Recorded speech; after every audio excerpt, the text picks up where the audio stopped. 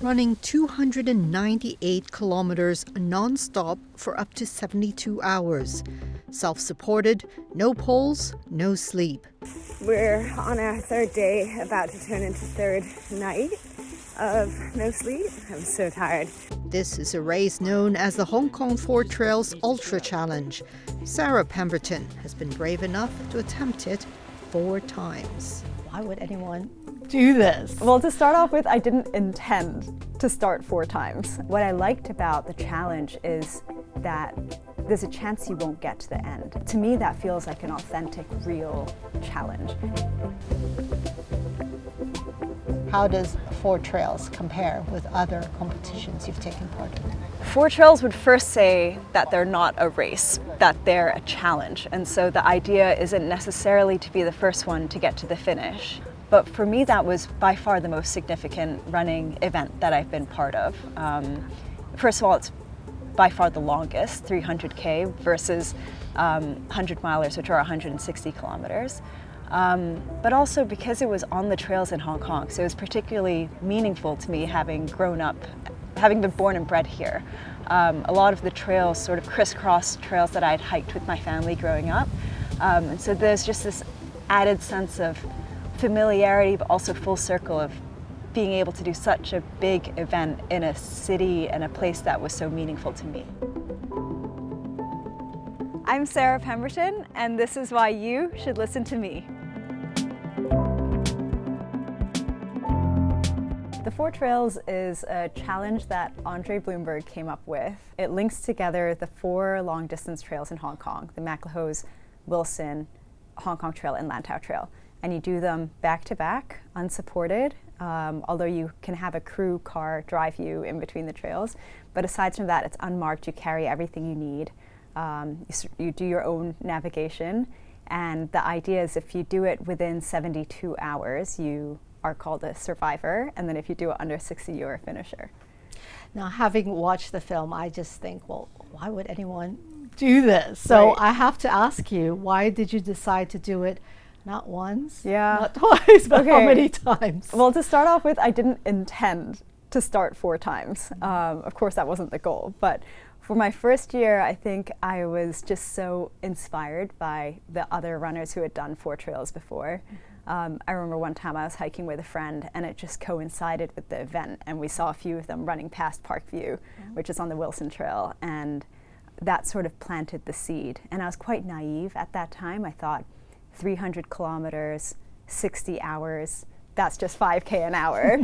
I can do that. And I really didn't grasp exactly what it takes to do something like that, especially to go through 2 nights without sleep. So I signed up that first year pretty naive and just thought I would be able to get away with it. I hadn't recce'd at all. I thought, I brought paper maps with me. I thought I'd just be able to figure out my way in the dark. And so I tell the story in the film of what actually happened the first try, but long story short, didn't make it through the first trail. Right. And what I liked about the challenge is that there's a chance you won't get to the end. And to me, that feels like an authentic, real challenge. And so after the first year, I thought just because I didn't reach the end doesn't mean that's the end of my relationship with the race. So I decided I'll come back again and try again. And so it didn't scare you off?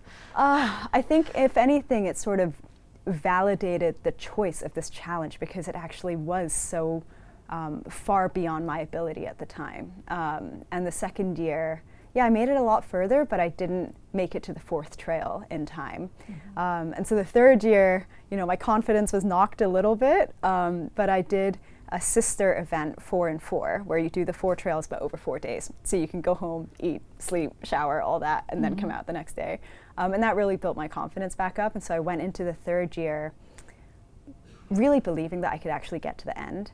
But I also went in with a lot more gratitude. So I thought, how lucky I am to be fit enough to be here, to have grown up in Hong Kong and so have a special relationship with the Hong Kong trails. And I think that mindset of going in of being like, wow, it's so cool that we get to do this, rather than, oh, I need to make these specific splits, and then having it more from a pressure perspective. I'm on Wilson 9. It's just after sunrise, and I've just come down from Patson Lang, about to go up to Cloudy Hill. It's so cold. I'm taking a moment to just reset, have some food, and clean my feet. And so this is just a warning. I'm going to show my feet. This is what happens when you run through a whole night and like a whole morning of rain. Can you see it? Look at how disgusting that is. Not great. I think I'm the most tired that I've ever been in my life. I'm on Lantau. I don't know what section. Going to, I've forgotten. But I'm just like exhausted, and I find myself like coming in and out of it. I took a nap earlier for 15 minutes, and then like at the back of my mind I was like, there's some sense of urgency, and I couldn't remember that there was a freaking cutoff, you know? So I'm playing really loud music to try to keep myself awake, and I've just poured out my normal Tailwind and put some caffeinated stuff in it. It's really scary just going in and out of consciousness. How did that feel? It was amazing, because for me that was the culmination of 3 years of effort, and in a way I don't actually remember the finish because I hadn't slept for 2 days at that point, or 2 nights. No, sorry, 3 nights. By that point, 3 nights. Someone had filmed the end, so I can watch the film and I recognize myself on the screen, you know, kissing the post box, having the chat with Andre afterwards, but I don't actually remember getting to the end. But there was, at that point, you could still listen to music. So I was playing a song when I got to the finish. And now when I play that song and I listen to it, it brings back that feeling of accomplishment. I think when you first hear about Four Trails, it is just so unfathomable that someone can do 300K straight, that it attracts a lot of questions.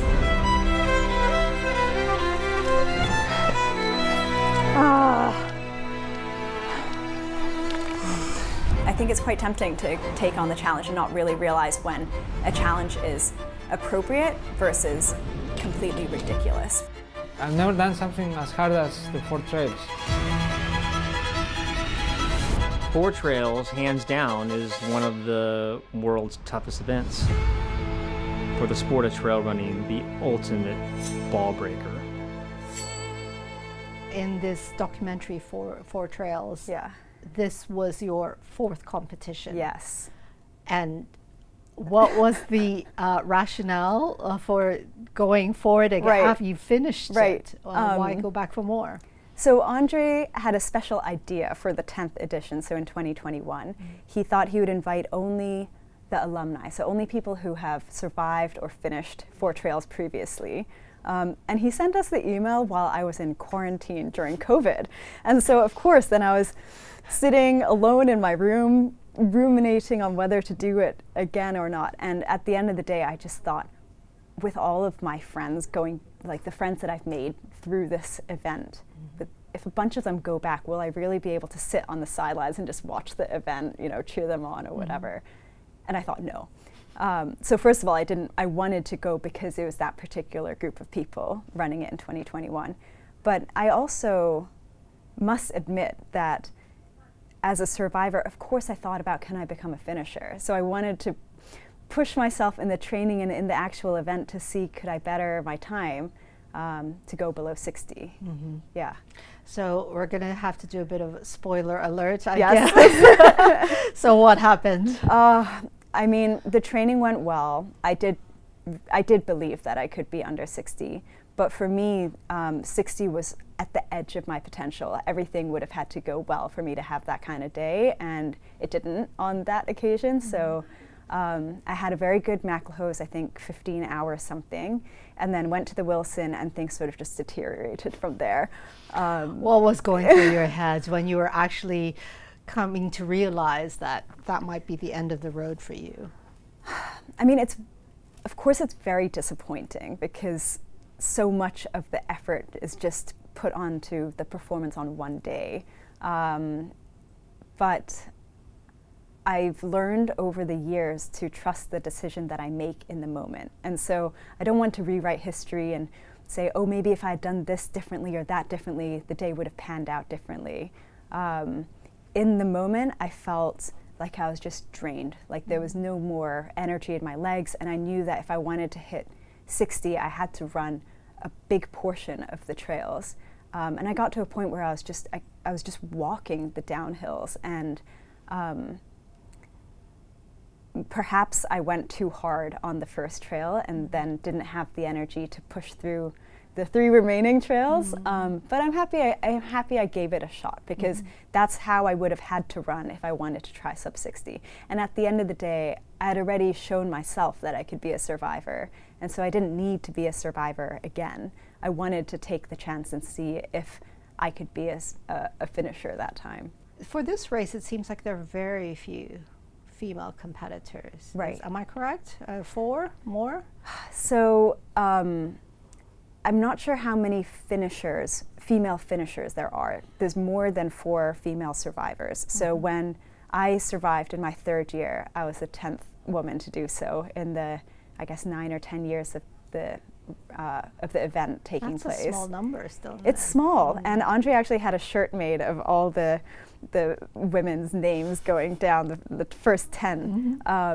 And I think Andre's goal is always to have more women participating, and one year he did manage to have 50-50.